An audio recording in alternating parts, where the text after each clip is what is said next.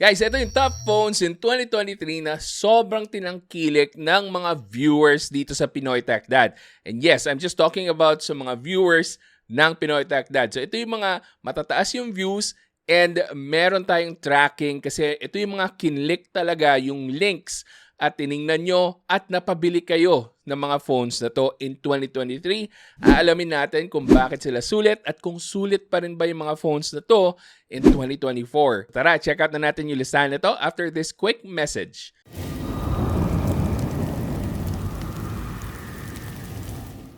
Now, just a quick message guys, kung na-enjoy nyo yung mga videos dito sa Pinoy Techdad at marami kayong natututunan tungkol sa tech or kung gusto mo pang matuto sa tech, mag-subscribe na kayo dito at i-like nyo na rin po yung mga videos na pinapanood nyo dahil nakakatulong po talaga yan dito sa algorithm natin. So yun lang naman po yung munting paalala at pakiusap ko po sa inyo. So balik na po tayo sa video. So simulan natin sa entry level. Early in the year, naglabas si Tecno ng Spark 10 Pro. And napakarami sa inyo ang napabili ng device na yon dahil maganda yung camera na in-offer niya for its price. So nasa 7,000 pesos lang and I think you can actually get it now for under 7,000 pesos kung meron kayong mahanap. And just to be clear guys, entry level lang naman po yung performance niyan. Naka G88 na chipset. It's decent for the price that you're gonna be paying for it. And as long as okay yung lighting scenario, you get decent quality photos. But again, you have to temper your expectations. Hindi po yan yung best na chipset. And of course, yung OS nito is also not the best. So, saktuhan lang po talaga. Wag po kayo mag-expect na hardcore gaming yung pwede nyo magagawa sa Tecno Spark 10 Pro. Kasi merong mga nadismaya na hindi daw ganun kalakas yung Tecno Spark 10 Pro. But that is a given guys. Older na yung chipset and yung presyo nito is under 10,000 pesos. Again, it started at 7,000 pesos and you can get it now at way below that price. And by the way, nakalimutan ko rin pala guys na lahat po ng links ng mga products na babanggitin natin sa video na to, as long as may mahanap pa ako, ililink ko po yan dyan lahat sa description box para kung sakaling magustuhan nyo, matipuhan nyo, gusto nyo pa rin bumili ng mga phones na tinangkilik in 2023, ngayong 2024, pwede nyo pa rin ma-check out. So yun po yung Tecno Spark 10 Pro and actually meron ng Tecno Spark 20 Pro and if you guys want me to check that out, let me know in the comment section. Susunod sa entry level na marami ang napabili even before nag-review ako kasi sobrang late na ng video ko about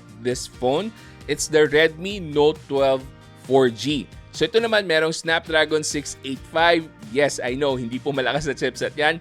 But this phone, you can get under 10,000 pesos, meron ng AMOLED na display, and yung promo price kasi niya, although sinabi ko under 10,000 pesos, usually makukuha nyo at around 5 to 6,000 pesos. Yes, ganun po kababa, may AMOLED display na kayo. So kung casual use lang naman, hindi naman kayo heavy gamer or ipangre-regalo nyo lang sa mga tito, tita, or lolo, lola, pwede po yung phone na to. For basic phone use lang talaga, meron kayong camera, although yung camera niya isn't too good of course. Hindi mo rin ma-expect na maganda yung camera at this price point. Pati yung chipset na ginamit is Snapdragon 685. Hindi po ganun kaganda yung image processing niyan. So again, another phone na pwede mong masabi na saktuhan lang para sa presyo niya. But it gives you a little bit more dahil nga meron tayong AMOLED na display. It's better than your typical na IPS LCD display. So I can definitely understand kung bakit marami sa inyo ang tinangkilik yung Redmi Note 12 4G. Susunod naman sa entry level, tinangkilik rin po ng lubusan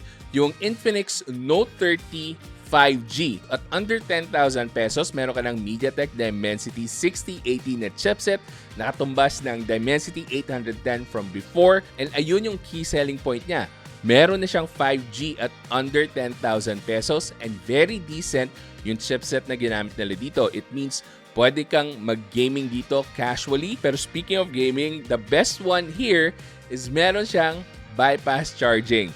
Ang lupit, di ba? At this price point, hindi mo ina-expect na under 10,000 pesos, meron ka lang available na bypass charging feature. Something that we only expected from gaming phones before. So yung bypass charging na yan, isa sa mga dahilan kung bakit ang daming naengganyo na bumili ng Infinix Note 30 5G. And from my experience, natuwa rin ako sa performance ng phone na to. It's definitely something that you should look at if naghahanap kayo ng budget level na pwede for gaming and meron ng 5G connection. Finally, before I reveal ko ano yung pinakatinangkilik talaga dito sa channel natin sa Pinoy Techdad, sasabihin ko muna yung honorable mention natin, yung Tecno Pova 5. Now, this one, hindi siya masyadong nag-boom compared sa Tecno Pova 4 and 4 Pro. Dahil medyo magkalapit lang yung specs ng mga phones na yon. So, yung mga nakabili na ng Tecno Pova 4, 4 Pro, hindi na sila naghangad pa na piliin yung Tecno Pova 5. So, I'm guessing that's why hindi ganun karami yung napabili ng Tecno Pova 5. Although, I really appreciate yung design na ginamit nila sa back panel noon. Napakaganda. Grabe yung gamer aesthetics. And dagdag ko na rin pala guys sa honorable mention natin, although this phone is not really an entry-level device, the Narzo 50 Pro 5G. So, sinama ko siya as an honorable mention kasi yung presyo nito bumaba ng husto ngayong 2023 down to around 7,000 pesos, and meron pang iba na nakabili nito at around 5,000 pesos. So, meron nga nag-comment na nagalit kung bakit ko daw kinumpara yung Nubia Neo 5G dito sa Narzo 50 Pro 5G. Magkaiba daw yung original price point nila. And although valid naman ng konti yung point niya, pero ang punto ko kasi kung bakit ko kinumpara yung Nubia Neo 5G sa Narzo 50 Pro 5G is the fact na sobrang baba talaga ng presyo nung Narzo 50 Pro 5G at that time nung lumabas yung Nubia Neo 5G dito sa Pinas. So you can't invalidate that comparison kasi kung ano yung available sa market, yan po yung ikukumpara natin dito sa channel. Unfair ba sa Nubia Neo 5G? Yes, pero yun yung reality at yun yung sasabihin ko sa mga viewers ko para makatulong ako. So if hindi nyo pa rin naiintindihan na yung best value phones ang mga nire-recommend ko dito sa channel, well, I guess you haven't been watching long enough dito sa Pinoy Techdad. But moving on, pag-usapan na natin yung pinakatinangkilik talaga na budget level phone in 2023, and that is none other than the Itel S23 Plus. This device gives you an AMOLED display, curved edge, very slim design, premium na premium yung feel. You wouldn't expect na this went on sale for under 6,000 pesos. Marami po ang nakabili nito under 6,000 pesos and sobrang sulit nun for those who were able to get it at that price. Now, bumalik na po at around 7,000 pesos yung SRP niya, and at that price point, saktuhan na lang siya. Pero again, kung makukuha nyo at a discounted price under 6,000 pesos once again, that is something to look forward to. Dahil sobrang sulit po talaga ng value na makukuha nyo for that device. Meron na siyang Unisoc T616. And yes, hindi po siya gaming device. Baka ipilit nyo po for gaming ito. Pwede po siya for casual gaming, mild gaming. Huwag nyo pong sosobrahan kasi pag uminit, magto-throttle po talaga yung performance. So yan po yung tatandaan nyo. Baka kasi akalain nyo na sobrang goods ito for heavy gaming. Hindi po. Linawin po natin to ha. This is a good multimedia, social media, browsing, and regular phone na device. But this is not a gaming device. But nonetheless, it's still something that I can recommend sa naghahanap ng first ever experience na AMOLED display and curved edge display. Para lang ma-feel nyo kung ano nga ba yung premium flagship feels sa isang device that only cost under 7,000 pesos. So yun po yung mga entry-level phones natin na lubusang tinangkilik dito sa Pinoy Techdad. Now, panigurado, ine-expect nyo, diretso na tayo sa mid-range now, yung mga tinangkilik na mid-range devices. But for this one, wala na tayong category kasi halo-halo na po yung mga sasabihin ko sa inyo ng mga devices dito na tinangkilik ng husto. Pwedeng high-priced, pwedeng lower-priced yung mga devices na to. Simulan natin with one of the favorites this year. Surprisingly, humabol siya. This is the iQOO Z8. So meron tong MediaTek Dimensity 8200. And the best thing about this phone is actually its camera performance. Ito pa yung very good surprise dito guys. Dahil nung ni-review ko yung phone na to, meron lang siyang 4K 30 FPS na video recording, but after a few weeks, nagkaroon siya ng update and pwede na kayo mag-record ng 4K 60 FPS. Karamihan po ng mga phones na merong MediaTek Dimensity 8200, sinasadya ng mga brands na hindi i-activate yung 4K 60 FPS. Nililimit po nila hanggang 4K 30 FPS lang. But this one, they unlocked the said feature sa iQOO Z8. So this is definitely a very nice feature para sa isang device that you can get for under 13,000 pesos. Sobrang ganda po ng value na makukuha nyo with this device, kaya naiintindihan ko rin kung bakit sobrang daming na hype and sobrang daming tumangkilik sa device na to. And it's still something that I can highly recommend sa inyo even going to 2024. So again, kung gusto nyong bumili, yung link po nandyan sa description box. Susunod naman, another top favorite not just by the viewers but actually kahit sa akin. Ito yung madalas ko talaga nire-recommend sa inyo kung naghahanap kayo ng phone na merong 15,000 pesos na price tag pero sobrang ganda ng camera niya for the price. And that's none other than the Poco X5 Pro. Andito yung isa sa pinaka-paborito nating SoC, yung Snapdragon 778G. Very good performance, well-balanced, well-optimized. Sobrang ganda. Pwede magamit for gaming. Pwede nyong iset to medium graphical settings and you'll be fine. And like I said, this is a really good camera phone, especially for the price that you're getting it for. And this is still something that I would highly recommend ngayong 2024. Ito yung isipin nyo na parang sole successor ng Redmi Note 10 Pro na sobrang ganda ng camera and sobrang okay ng performance. Yun nga lang, may mga bugs yon. So, I would rather recommend this phone instead. Pero this is something that you need to know. Malapit na pong ma-phase out itong Poco X5 Pro sa official store ng Poco. And uubusin na lang po talaga sa mga stores, sa mga resellers, yung stock nito. And then wala na po. Out of production na po yung Poco X5 Pro dahil palabas na po yung Poco X6 Pro this January. So kung gusto nyo ng sneak peek sa Poco X6 Pro, meron po akong video dito. Marami po kayong matututunan tungkol sa device na yan. Anyway, susunod na device na tinangkilik rin ng karamihan sa inyo, it's the Infinix Zero 30 5G. Now, marami kasi nag-expect initially na aabot sa 20,000 pesos yung price range ng phone na to. But when it came out here in the Philippines, nasa 15,000 pesos yung presyo niya. And that is super acceptable for what it gives you. Maganda yung camera niya for photos, pero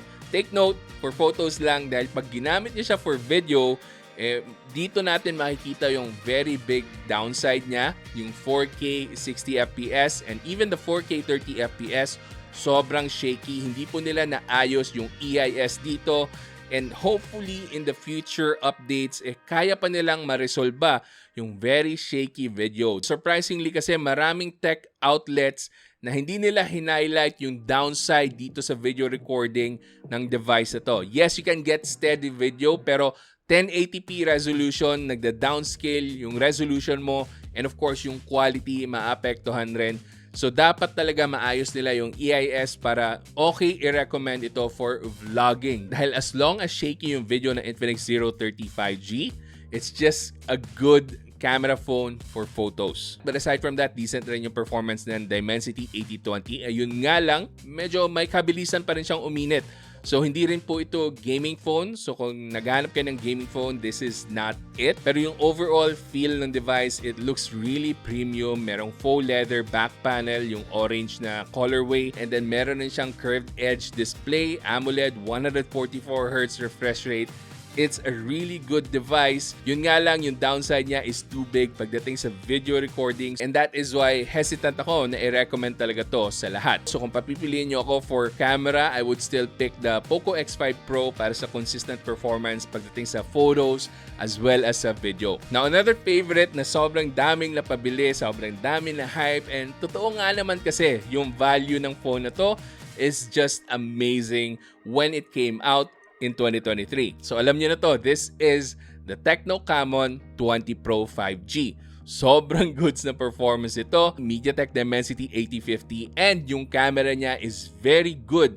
Again, for the price that you can get this for. Nasa 11,000 pesos and sometimes you can even get this for around 10,000 pesos. Grabe, sobrang good value ng device ito. Naka-AMOLED na yung display, 120Hz refresh rate, 33 watts yung fast charging, and may faux leather back panel ka pa. And then sa recent updates, nagkaroon pa ng bypass charging feature. So sobrang goods. Wala ka nang hahanapin pa sa device ito for the price that you're gonna be paying for this one. Pero just to temper your expectations, baka lang kasi isipin nyo na hinahype ko talaga yung camera nito, panalong-panalo all the way. Hindi po ito perfect na camera. May mga downsides, hindi po perfect yung color science na ginamit ni Tecno. And they're still improving on that. But again, for me, kung presyo ang usapan, decent po yung camera nito compared to the competition at the same price range. Or even for those na mas mahal pa dito na merong Snapdragon 695, ay yon, automatic talo na agad sa image processing. And actually guys, itong pinapakita ko sa inyo is the Tecno Camon 20S Pro 5G. So the only difference is that this one has a MediaTek Dimensity 8020 na chipset. Again, yung non-S version nito, merong 8050. So yun lang po yung pinagkaiba nila, pero i-review pa rin natin. Titingnan natin kung mas malamig nga ba to for gaming. Susunod, another Transsion brand. This one is the Infinix Note 30 VIP. So this one introduced us to wireless charging at under 15,000 pesos. Grabe! Wireless charging. And yung wireless charging na yon, kasama pa mismo yung charger. It's a freebie dito sa phone na to. This is an absolute winner in terms of value. Naka MediaTek Dimensity 8050, solid performance pagdating sa gaming. Just take note na kailangan nyo ng phone cooler dito kasi mabilis po uminit ito. And then meron na siyang bypass charging. Yung display niya, it's already AMOLED. All the features na ini-expect mo sa higher end device, they packed it all inside dito sa Infinix Note 30 VIP. And meron pang updated version nito, yung Racing Edition. Siguro yun na lang po yung ililink ko dyan sa description box. Mas bago yon and mas maangas yung itsura nun. Another favorite dito sa channel na hindi ko pa nagagawa ng follow-up video, I'm really sorry for that guys, is this one. It's the Realme GTA Neo 5 na sobrang angas pagdating sa charging.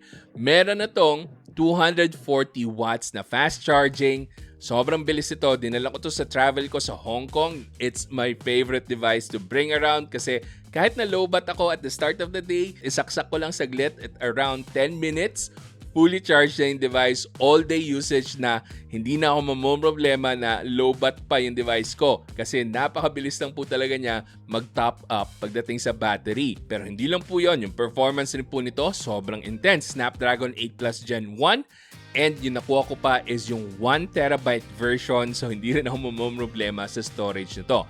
Napakalakas po ng device na to. At guys, kung interested pa rin kayo na gawan natin to ng follow-up video para lang sa 2024, let me know in the comment section. Now, we're down to our last two phones and panigurado alam nyo na kung ano yung mga phones na to. So, let's start with the Poco F5 Pro. So this one, of course, alam nyo na kung bakit. Flagship level performance, meron ring wireless charging at around 25,000 pesos. AMOLED display, sobrang smooth talaga ng performance ito.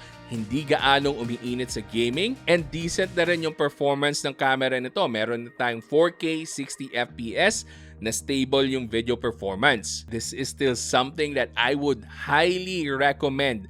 Lalo na kung makuha nyo at a discounted price, merong mga nakabili nito at around 20,000 pesos. Grabe, sobrang steal po nun. You have a really great performer, pwede for gaming, pwede for casual use.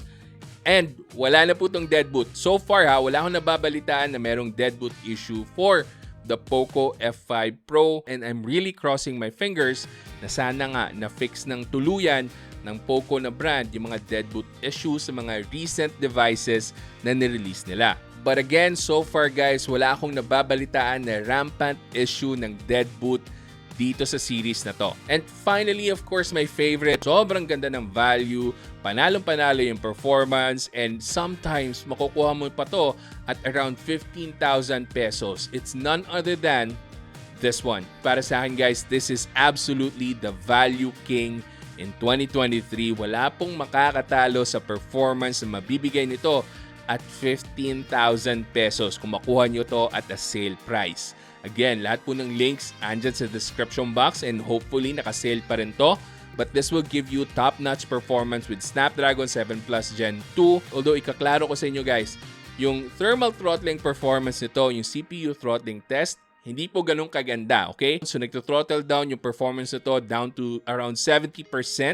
But that's okay kasi ang pinaka-importante, yung actual gaming performance. So again, ilang oras ko po ito nilaro for Genshin Impact and other demanding games.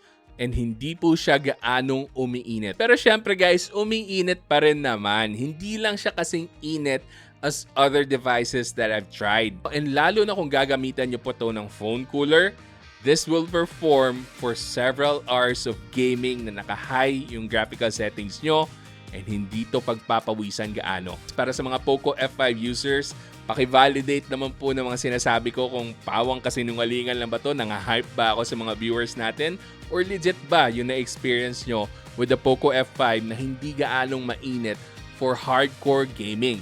Let me know in the comments guys. But anyway guys, yun po yung mga top phones na tinangkilik dito sa Pinoy Techdad based on the views, based on the click sa mga product links na nilagay ko sa description box, and also based on the comments, based on the interactions, based on the engagement doon sa Facebook page natin and even sa Tech Tambayan. Now, hindi ko na po sinali yung mga mamahaling flagship devices kasi wala akong masyadong data based on the click sa product links. Okay? So, hindi naman po komprehensibo yung listahan na to. This is just based on the actual views and the click sa mga links na nilagay ko sa description box. So guys, kung wala dito sa listahan na to yung mga phones na gamit nyo, hindi po ibig sabihin yan na hindi maganda yung gamit yung device. It's just that it's not as popular as the ones na nabanggit ko dito sa video. At para naman sa mga possible haters natin dyan na bakit puro Poco, bakit puro Transsion yung mga nabanggit natin dito sa video, well, again, wala po akong control kung ano yung mga pinapanood ng tao at kung ano man yung binibili nila mismo. Yun lang po talaga yung available na data sa akin. Anyway, kung nagustuhan nyo yung video na to at may mga natutunan kayo, like, comment, and subscribe na kayo. At kung gusto mo pang manood ng mga videos ko para matuto sa mga phones, may mga ililink po ako dyan. Panigurado, magugustuhan nyo yung mga yan. So hanggang sa susunod, ako nga pala ulit si Janus ng Pinoy Techdad. Kita-kita ulit tayo.